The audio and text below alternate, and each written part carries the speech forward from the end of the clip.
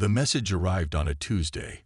I remember because I was having coffee with Admiral Chen when her comm unit lit up like a Christmas tree. One ping, then another, then dozens more in rapid succession. The look on her face told me everything I needed to know. Something big was happening. Something unprecedented. They're demanding access to the defense grid, she whispered, her eyes never leaving the screen. All of it. 3 hours later, I found myself in a room I didn't know existed beneath Geneva's military complex. 26 people, the highest-ranking military officials from every major Earth power, all gathered around a table that seemed too small for the weight it now carried. We'd been negotiating with the Federation for nearly a decade. They arrived in our solar system 15 years ago, their massive ships triggering every early warning system we had. But they didn't attack. They talked. They traded. They shared some technology, medical advancements, agricultural improvements, even some limited propulsion systems. But military tech, that was always off the table. The Federation Council's message is clear, the Secretary General said, her voice echoing in the otherwise silent room. They want unrestricted access to Earth's defense grid, all orbital platforms, ground-based systems, submarine defenses, and the lunar array. And if we refuse? Someone asked. Nobody answered. We didn't need to. The Federation controlled most of the outer solar system now. Their mining operations on Jupiter's moons alone gave them resources we could only dream of. Their ships could cross vast distances in days that would take our best vessels months. They claim it's for our protection, Admiral Chen said, breaking the silence. Say there are threats coming from deep space that we're not equipped to handle. I'd been silent until then, watching, listening. As Earth's defense coordinator, I was responsible for the very system they wanted to control. The system generations of humans had built since the resource wars ended. Our shield against whatever waited in the darkness between stars. What's our play here? The Russian general asked, looking directly at me. I stood slowly, feeling the weight of human history on my shoulders. The Federation arrived promising partnership, but this isn't how partners act. They've given us trinkets while building fortresses throughout our system. They've studied us, measured us, perhaps tested us. And now they want the one advantage we still maintain, our home defense. I pulled up the schematics of Earth's integrated defense network, the culmination of 70 years of unified human ingenuity, beautiful in its complexity, devastating in its potential. We don't hand over the keys to our house because someone claims there might be burglars in the neighborhood.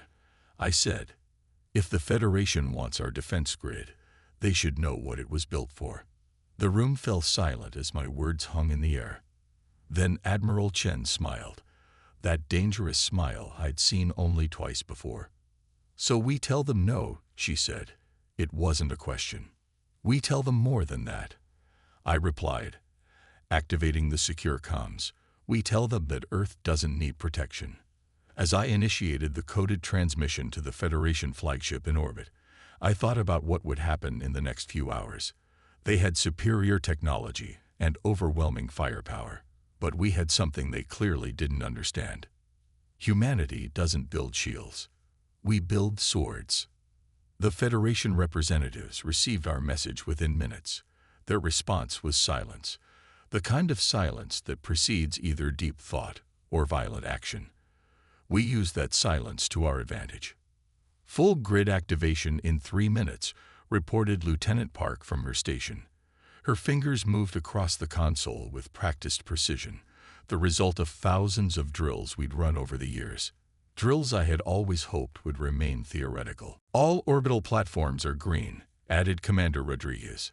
Lunar array charging at optimal levels. I nodded, watching as Earth's defense systems came fully online for the first time since their creation. The room's central holographic display pulsed with data streams as our global network synchronized, beautiful and terrifying all at once. Admiral Chen moved beside me, her voice low. You know, when we built this system, the politicians sold it to the public as purely defensive. A shield, not a sword. Politicians sell what people want to hear, I replied. Engineers build what's needed. The truth was more complex than either statement.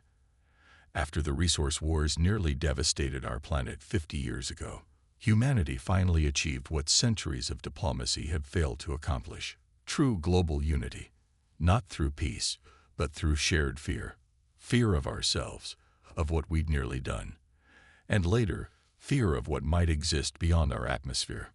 Earth's defense grid wasn't just a collection of weapons platforms and early warning systems.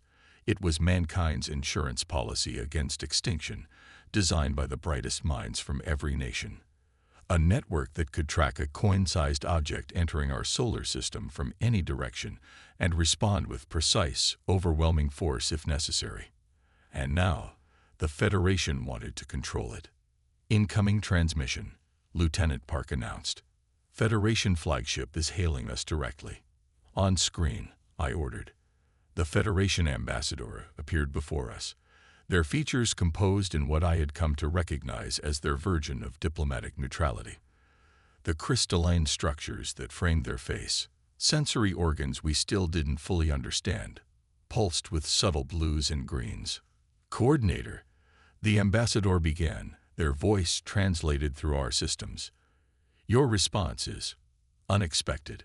Perhaps there has been a misunderstanding. I believe we understood perfectly, I replied. Your council demands control of Earth's defensive capabilities. We have declined. The ambassador's sensory crystals flickered briefly to orange before returning to blue. The threats we speak of are real, Coordinator. Your species is young. There are predators in the dark between stars that you cannot imagine. Then help us prepare as true allies would, Admiral Chen interjected. Share your defensive technologies. Train our people. But our sovereignty is non-negotiable.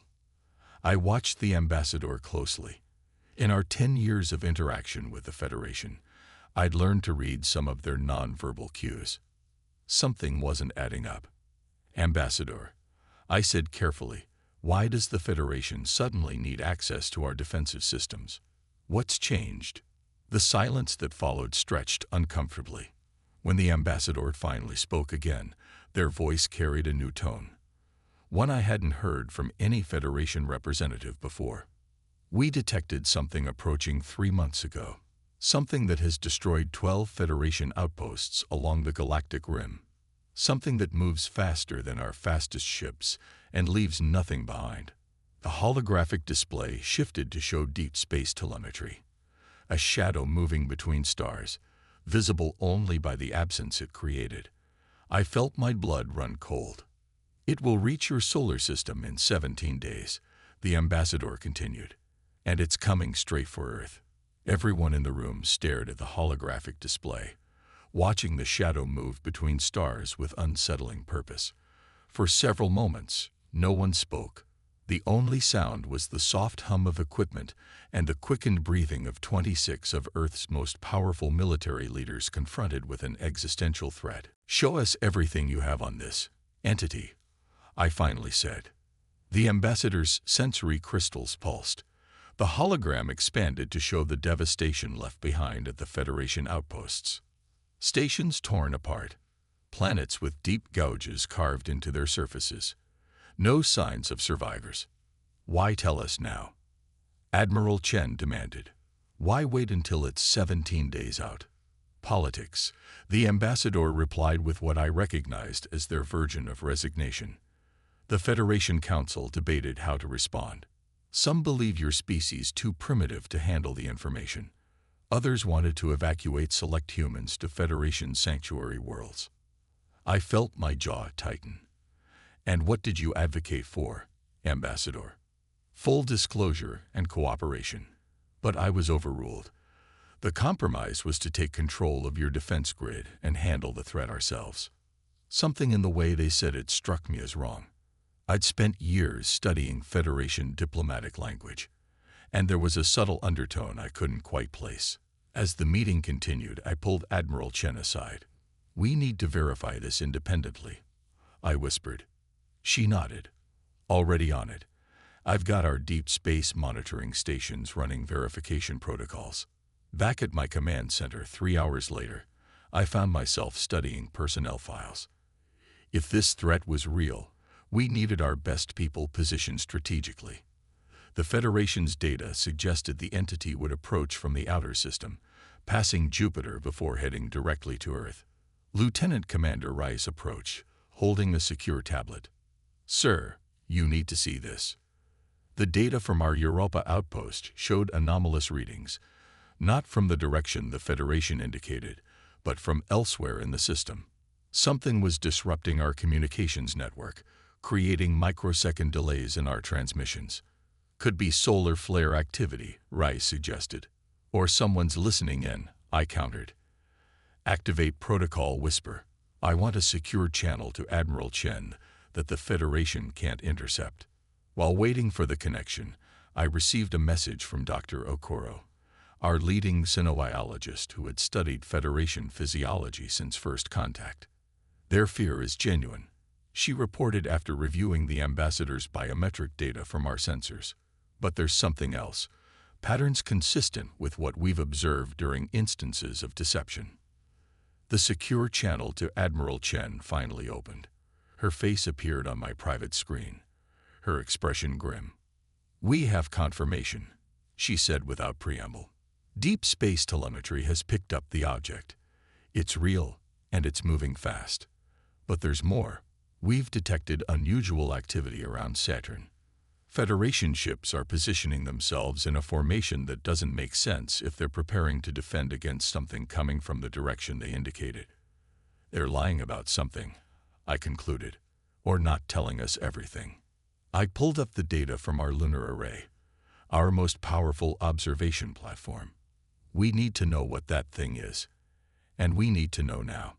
12 hours later, I stood in a smaller, even more secure room beneath Geneva. Only 5 people present this time. Myself, Admiral Chen, the Secretary General, Dr. Okoro, and General Santos, our tactical specialist. "The entity is artificial," Dr. Okoro explained, displaying the enhanced images our array had captured. "Definitely a vessel of some kind, approximately 3 kilometers in length." "Not Federation design?" the Secretary General asked. "No, nothing we've ever seen before." General Santos leaned forward. "The good news is, if it's artificial, we can destroy it. If our weapons can affect it," Admiral Chen cautioned. I studied the trajectory projections. Something doesn't add up. The Federation claims this thing destroyed 12 of their outposts, yet they're positioning their fleet near Saturn, away from its approach vector. The Secretary General's secure comm unit chimed. After listening briefly, her face drained of color. "The Federation Council has just issued an ultimatum," she announced. "Either we surrender control of our defense grid within 6 hours, or it will take control by force, for our own protection.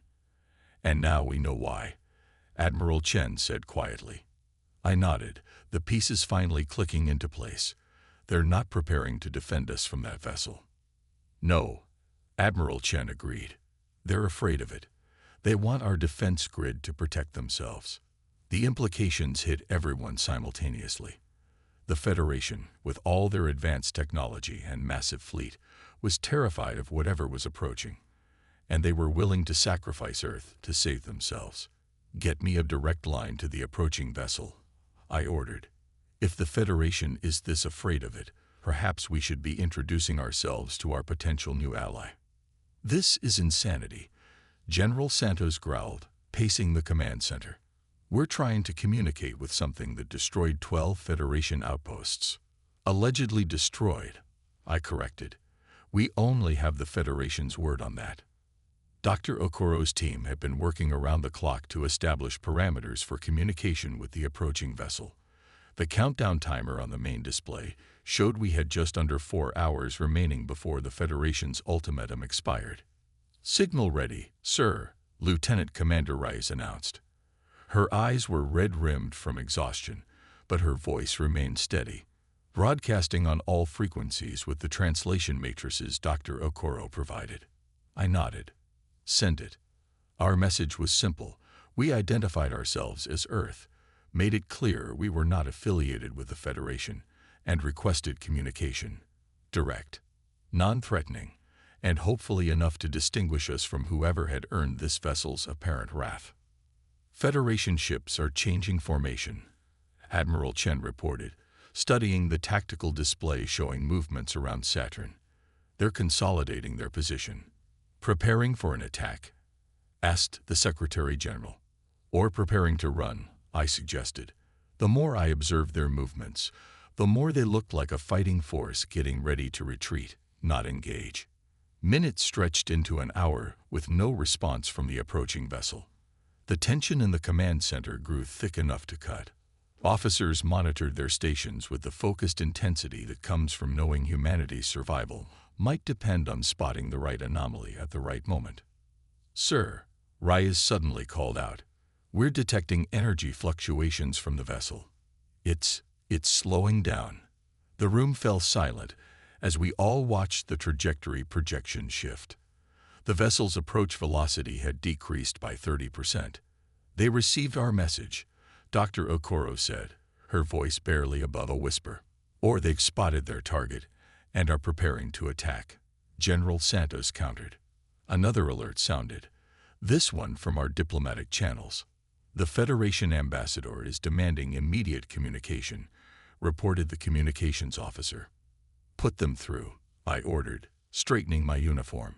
Whatever was happening, I wanted the Federation to see humanity standing tall. The ambassador's image appeared, their crystalline sensory organs flashing rapid patterns of red and purple, colors I'd never seen them display before. What have you done? They demanded, forgoing all diplomatic pretense. We've initiated communication with the approaching vessel, I replied calmly. Something you should have considered before issuing threats. You have no idea what you're dealing with, the ambassador hissed. That vessel belongs to the Veil Collective. They do not communicate. They do not negotiate. They only. The transmission cut off abruptly. For a moment, I thought it was a technical malfunction, until Admiral Chen pointed to the tactical display. Federation ships are moving. All of them. They're abandoning their positions. We watched in stunned silence as the entire Federation fleet began accelerating away from Saturn, away from Earth, a full-scale retreat. Incoming transmission, Reyes announced, her voice tight with tension. From the vessel. The command center's main screen flickered, and an image appeared. The beam we saw was unlike anything in our records or Federation databases. Humanoid in basic shape, but with features that seemed to shift and change as we watched, as if our minds couldn't quite process what our eyes were seeing. Earth Defense Coordinator, the being said in perfect, unaccented English. I am Sentinel of the Veil Collective. We have received your transmission. I stepped forward. Thank you for responding, Sentinel. We seek to understand your purpose in our system. Justice, the Sentinel replied simply. The Federation has violated ancient covenants. They have stolen technologies forbidden to them and weaponized knowledge entrusted for safekeeping. The outposts, I asked. Research facilities where they reverse-engineered Veil technologies. We have destroyed their capacity to continue this work. Dr. Okoro moved beside me. And now you've come to Earth for the same reason. The Sentinel's shifting features seemed to focus more clearly. No, we have come to warn you. The Federation does not wish to protect Earth. They wish to use your defense grid to shield themselves while they deploy a weapon of last resort, a device they've created using stolen Veil technology. Admiral Chen's voice was tense behind me.